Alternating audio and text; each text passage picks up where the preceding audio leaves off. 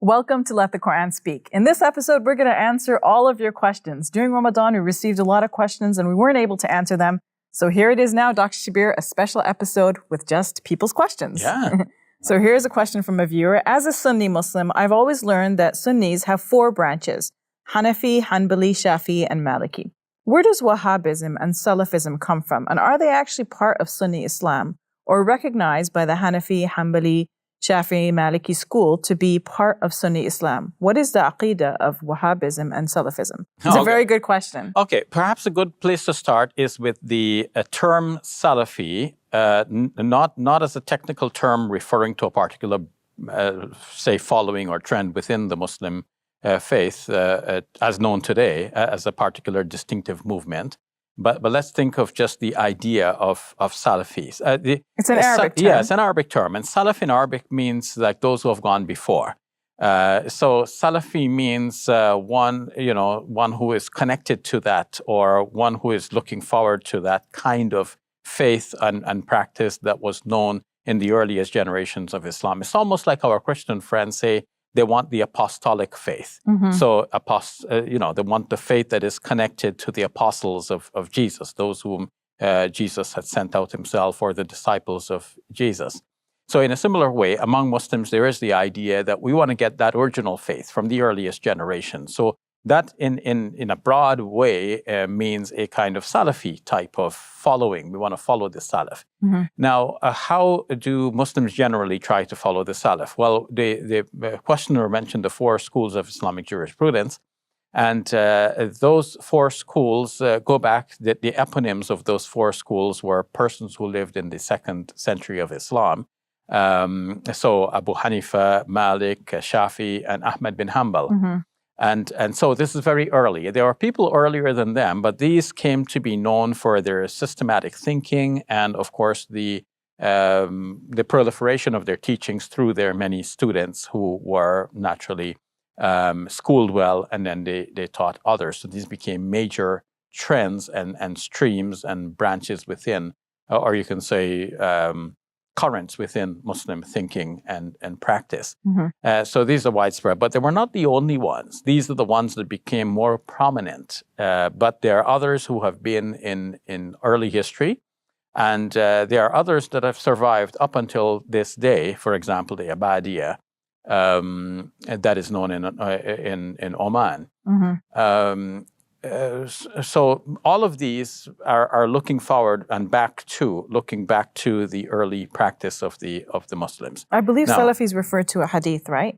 There's a hadith that says like the first 3 generations are the best, or should be followed. And I believe the schools of thought that you're mentioning were developed after those generations. Actually, within, because if it depends how you interpret the hadith. The hadith says, "Khairul quruni qarni, thumma alladhina yalunhum, thumma alladhina yalunhum." The best of generations is my generation, Mm-hmm. and then that which follows them, and then that which follows them. Mm-hmm. Now, qarn in Arabic could mean broadly 100 years, or it could mean a generation, like the lifespan of a people. Mm-hmm. So, is it like one generation? In which case, it would be the companions of the Prophet, peace be upon him. And then the generation that follows them, which would be those who came into contact with them according to Muslim definitions, and they were Muslims, and then following them as well, the next generation.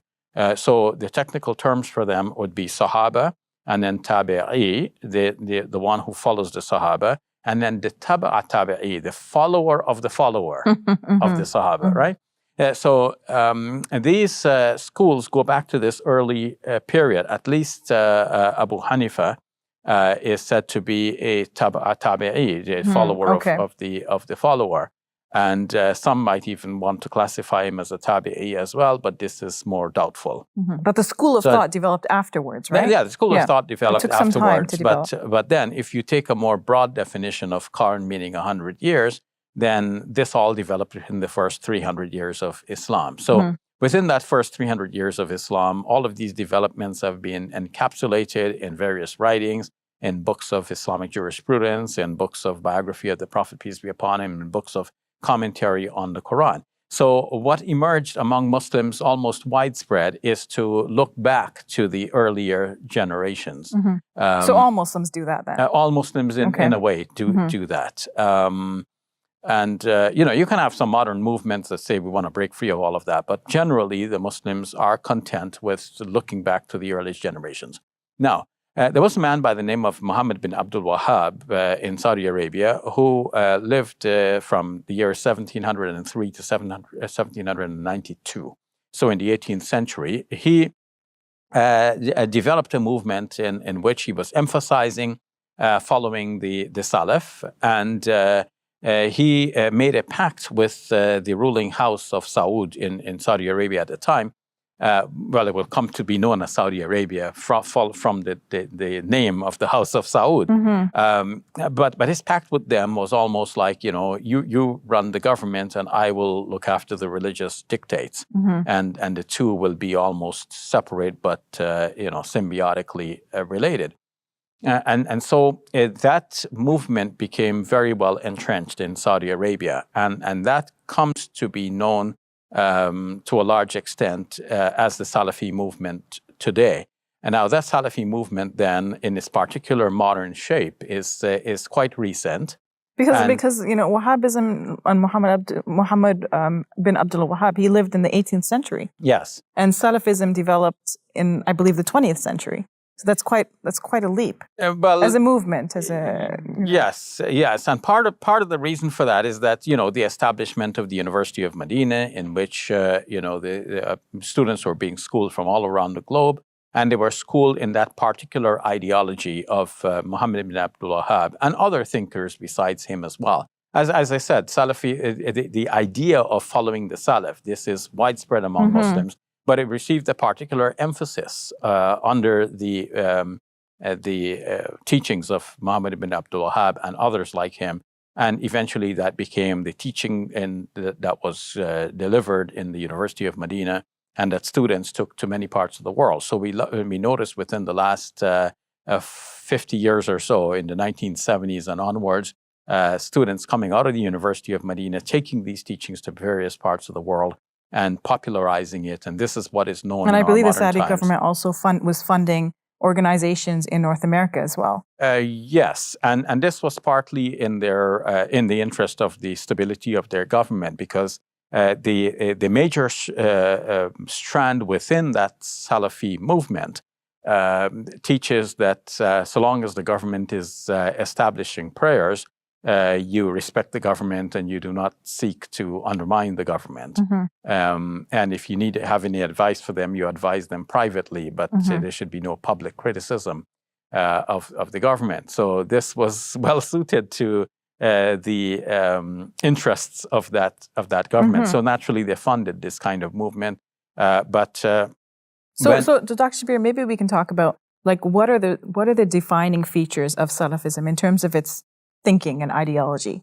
Well, the questioner asked about the beliefs of that movement. Well, much is similar to other movements within the Islamic world. I mean, there have been others as well, such as Hassan al-Banna and the Jamaat Ikhwan al-Muslimin, the Muslim Brotherhood in Egypt, that looked back to the Salaf. They wanted to recover the way of the Salaf. They wanted the pure and original early Islam. But of course, people might interpret differently what is meant by that early Islam. But what is known as the Salafi movement today, following this the teachings of Muhammad bin Abdul Wahhab and others, they stress a lot the purity of the faith. They want to make sure that we are worshiping God and only God. So they're stressing monotheism, which is of course common to all Muslims, but they put a particular stress on it. And so they are thoroughly against the veneration of saints, and by extension, creating like mausoleums and places where the saints might be remembered and venerated. Their movement was marked with the demolition of many sites that other Muslims considered to be sacred. So a lot of Muslims had a harsh reaction to this and reacted with scorn to this whole movement. Some of the teachings within the movement are very literalistic, so they tend to take things very literally. Whether it's a report in a hadith that the Prophet, peace be upon him, said or did something, they would try to follow that as a practice literally and assiduously. In terms of verses of the Quran speaking about God, they would take the verses, they tend to take them fairly literally. So, for example, if a verse of the Quran mentions the hand of God, some Muslims would have said in history, and they did say, that this does not literally mean a hand of God, it's referring to power. And if it's where the Quran says that God ascends the throne, we wouldn't think of that as, the way a human being goes and rides on a saddle or something like this. But some of the interpreters that are followed within that Salafi movement took these things literally and thought of God as, having literally something like a human body and sitting on a throne like a human king might sit on a throne and something like this. But some others are careful to point out that we should affirm the literal wording, but we should affirm the exact wording of the ancient pronouncements on these matters. But we should not think, when we mention hand of God, that we're thinking of a hand. We should not think of a hand like our hand. We should say we don't know. Bila kaif. We express these beliefs or these statements of faith without knowing how it could be so. So we mentioned the hand, but we don't know what kind of hand. We mentioned that God ascended the throne, but we say we don't know what sort of ascension that would entail. Whereas somebody else might say, no, it only means that God controlled the throne. But the Salafi would tend to say, no, let's say that God ascended the throne, but let's add bila kaif without specifying how. So Dr. Shabir, I want to continue the discussion a little bit and ask you about the notion of bid'ah. So this idea was popularized by Salafis. So maybe you can talk a little bit about that. And also I want you to talk about their relationship with the schools of thought. Yeah, so all Muslims and the four schools of Islamic jurisprudence stress the importance of following the Sunnah, or the methodology of the Prophet Muhammad, peace be upon him, his practices and so on. Some more than others. Now, the Salafi movement stresses that a lot. That becomes like the hallmark. We're following the Sunnah. And the contradistinction to Sunnah is bid'ah, which means some new thing. Technically, the word means something new. But linguistically, it means something new. But as a technical term within Islamic discourse, it is used to mean something that is invented and made part of the religion, and it wasn't there before. So this is seen to be contrary to following the Sunnah, because if you're following the Sunnah, there's nothing new for you to do. You just do the same old thing. If you're doing something new, that means you're not following the Sunnah. Instead of doing what the Sunnah would have required of you, you're doing something new and different. So bid'ah, or something new, so innovation, is shunned and highly criticized within that movement. So students who came back from the University of Medina in the 1970s and later, they went around to the various mosques, they saw what people were doing, and they started to identify, okay, this is new, that's new, that's new. This is all to go away. Yes, and people who didn't accept what they were doing, they would sometimes refer to them harshly, right? Yes. And sometimes they would even call people like, this is like a kafir, or I don't really know what exactly, but like they would say that you're going against Islam, you're not following Islam in the right way. Yes, and in the Indo-Pak subcontinent in particular, people began to refer to these persons as Wahhabis, giving them a kind of derogatory sort of title, a diminutive title. To express that kind of scorn, to treat this as something outside of the religion. So it's not sometimes something outside of the religion. It actually overlaps with, you mentioned about the four schools. So it overlaps with the four schools, because while people within the Salafi movement would be looking back to the early generations of Muslims, they will be citing the eponyms of the four schools of Islamic jurisprudence and what they said, and they would incorporate all of that into their thinking.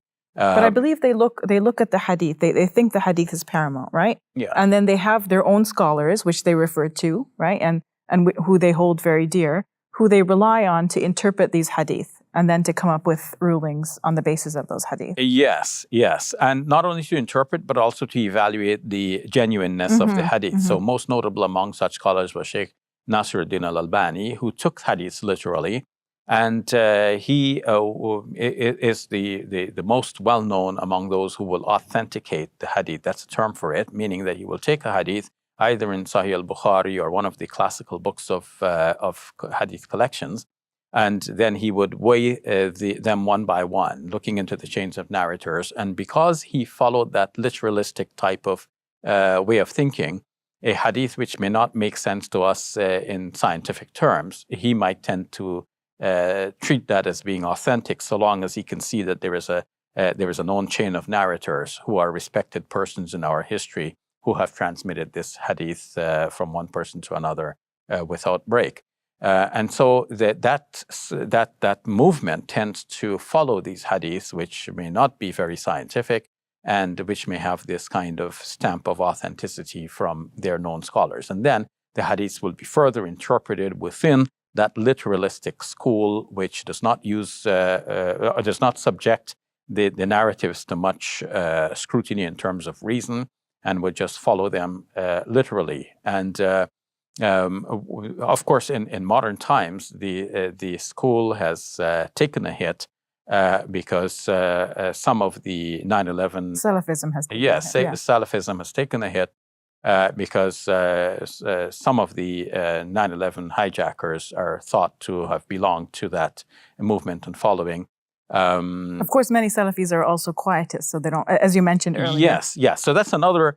Many are quietists, and many would be opposed to, committing acts of violence against other people.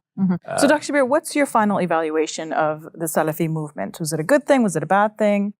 How do you feel about it? Well, there's good and bad in all of the various movements, good and bad in all of the various schools of Islamic jurisprudence, good and bad in various followings within the Muslim community on a whole, good and bad within the Salafi movement in particular. I read their books, I study, and I take what is good, and I leave off what is bad. On the internet today, we have sites which are run by people of that particular strand of thinking.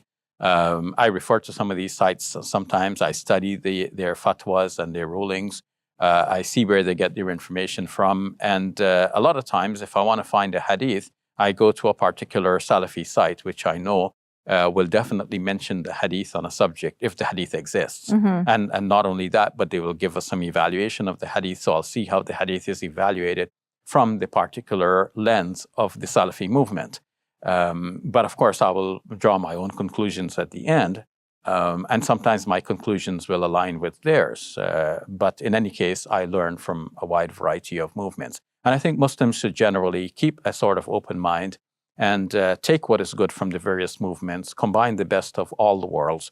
And if we do that, we emerge as better persons, and as a community of faith, we emerge as a better community that is tolerant, that is understanding and respectful of variation and diversity within our broader movement and even outside of the Islamic community. Thank you for that, Dr. Shabir. You're welcome.